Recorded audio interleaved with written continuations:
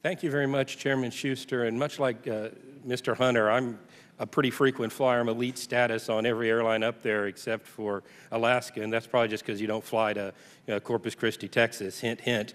But what I'm seeing is a growing level of frustration, both on the passengers and from your passenger-facing crew in the airport.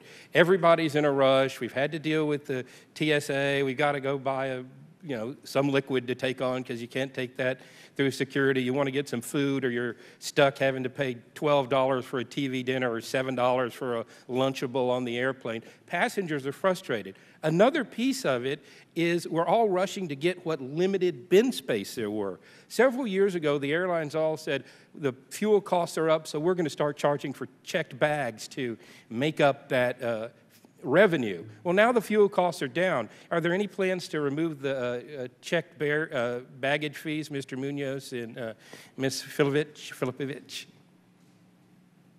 If you could, if I'm, Scott answer that?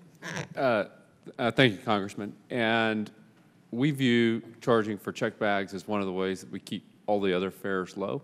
In 2016, at United, we spent about $1.9 billion carrying checked bags, and we collected about $900 million. All right, so no. The answer is no. Ms. What about American? Same. We put our fees in place to give customers more options and more choices and to pay for just the services that they intend to consume. All right. Let's talk a little bit about Southwest. No checked bag fees. Mr. Kirby, you said you had to overbook flights to keep fares low. I can't remember the last time the United fare was lower than a Southwest fare. How are y'all able to do it at Southwest? Just a couple of things, and we appreciate your business in Corpus Christi, by the way. We try to make policies that just make sense for the customer. We feel like if you're going to travel, it makes sense that you can bring your clothes along with you.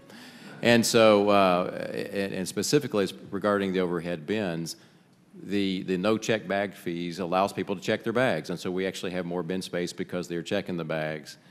And again, we strive to keep costs low. It's always been a tenet of our airline business all the way back to Herb, and keeping costs low allows us to do things like having no bag fees. And finally, we believe that we get more business overall because we do not charge fees. Great. And Mr. Munoz, in the very much publicized incident that probably led to this hearing, the reason you had to get people off were you were trying to move a crew to get to their other airlines.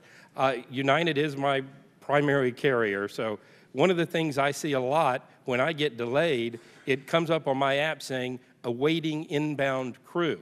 What I don't understand is why don't you just keep the crew with the airplane? Why do the crews have to connect? Why couldn't you put the same crew with the same airline and take that one issue off the table? I think it's a great thought, but there are rules and safety implications of making sure people get rest. And so the ability to keep crews on the same flight for an extended period of time is just not something that's easily doable. All right, and then I had one other question for Mrs. Filipovich about American. We're seeing reports in the media now about your new uniform having adverse reactions with over 3,000 flight attendants and now with pilots.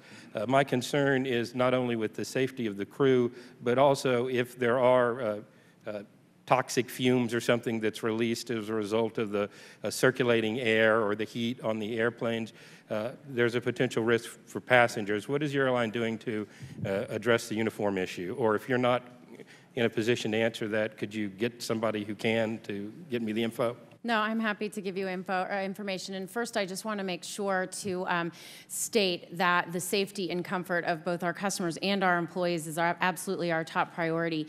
We launched a new uniform last fall and for about 75,000 of our team members.